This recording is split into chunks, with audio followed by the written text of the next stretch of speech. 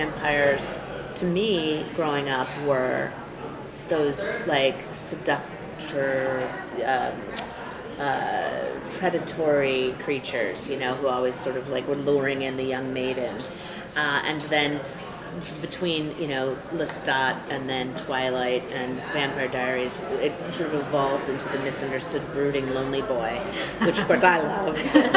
Kristen Maldonado here, and we're diving into our favorite fandoms here at New York Comic Con. Just in general, like a lot of the projects you've worked on have supernatural elements. Mm-hmm. You've tackled vampires in a lot of different ways. So how do you kind of, keep that fresh for yourself, but also kind of keep evolving the lore of vampires throughout the decades?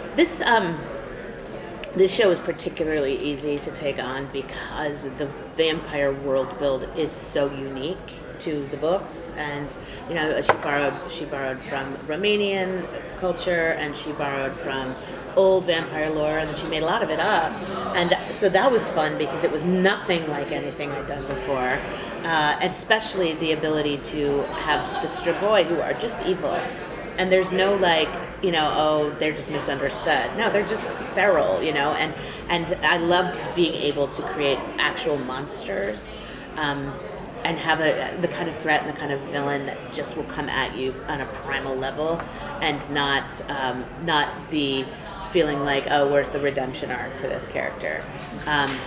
The other thing is that vampires, to me, growing up, were those like seductor,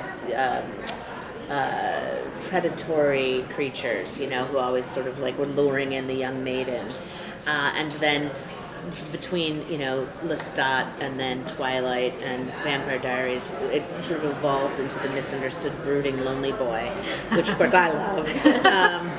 And yet, the further society moves along, the less alluring that is. Yeah. Thank you. Perfect word. The less alluring that sort of sensual, predatory being is. It's kind of creepy through a lot of people's eyes, and so what I loved about specifically Legacies was we got to kind of blow the trope of the traditional vampire wide open and have our feminist vampire in MG who didn't ever want to take advantage of a woman to his own virginity, but it's fun to reimagine the lore as society evolves, and to be able in this particular show to tell a story about classism felt really of the moment and right for us to do that right now. Wow. And also something else that I love is that, between Vampire Diaries and Vampire Academy and Roswell, New Mexico, and all the things you've worked on, a lot of them were young adult books, best-selling books. I'm assuming you're a big reader. Yes. The fact that you're adapting these books into shows. So how do you, first of all, choose what kind of books to actually adapt, and what are you reading now that you feel like would be great to bring to screen next? Well, the sad thing about being a busy TV writer is that you stop reading as much. I read now basically once a year on vacation, and it's heartbreaking, but I do. I take a pile of books, whether it's an actual pile or a series of books on my Kindle, and I set out to sit by the pool and read as much as I can. So that's January, so I will have to answer the question about what am I reading later. But yeah, I read so much as a kid, so much, and I prefer to work with stories that I know I like as opposed to trying to come up with stories that are just born completely out of my own head. I personally one day would like to write a young adult novel or a young adult series. That's on my bucket list. I like being able to say, I can see this world, I can see the characters in this world. And in the case of Vampire Diaries, that's all it was characters in a world, and then that's what we used, and then everything else was fresh. In the case of Vampire Academy, it's such a unique and interesting world, and so well told, that I get to have the fun of building around it, which as a writer is it's a fun challenge, because you've got so much great stuff to work with, that then it's just about, how do I make this for television? The book I just got the rights to, which I'm really excited about, is We Were Liars by E. Lockhart, and I cannot wait to bring that to the screen, because that's one of those books you don't mess with, but yet it needs more story in order to become a whole season of television. It needs more than what's in there.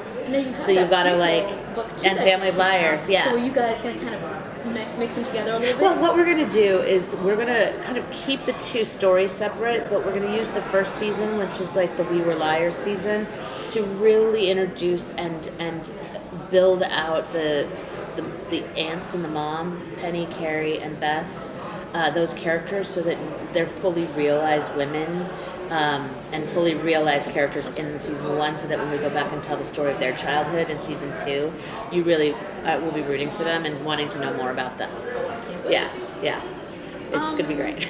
I'm excited. Going off of We Were Liars, I feel like that's a very different type of story than, things like Vampire Academy and Vampire Diaries, where you're telling stories of supernatural beings. This is kind of diving into this, deep, very dark family mystery, and can we trust these people? Who's reliable, who's not? So does that feel like something really different for you, kind of going into that? And how are you going to prepare? It does on one hand, in that it's having to tell the kind of stories I always want to tell, which is romance and family drama and friendship drama, without being able to rely on the genre tricks, which is if this scene's boring, drop a werewolf attack into it. If you want to zhuzh up this conversation between two people, have them do a magic spell. There's so many tricks that make writing easier when you're working in the genre space. But that being said, there is a mystery at the core of We Were Liars, and that is sort of the substitute for a genre moment, in that you're always going to feel that tension represented by the question of what happens and what is the solution to this mystery in that story. So it's not like I'm writing completely without a net. I still have some gimmicks in there that I can rely on in a good way. And do you already have thoughts on casting choices? No, nothing. I because they're young, these characters, they're young teenagers. It's a whole new group of people that I probably haven't even ever seen before. So that'll be fun. Well, I'm so excited. Thank you guys. I appreciate it. If we need any book recommendations for your trip, I don't know if you've read the Diviners series. I have not. Oh my gosh, it's 1920s New York City occult mystery. Interesting. 4 books, very feminist, very diverse. I'm waiting for that to be turned into a book, into a movie or a show. And we'll do some Googling. The Diviners by Julie Plec. All right. Thank you. Consider subscribing if you like my videos, and if you want to talk more TV and movies with me outside of the comments section, check out my Patreon at patreon.com/kmaldo. If you like this one, you can check out more of my videos right over here. See ya!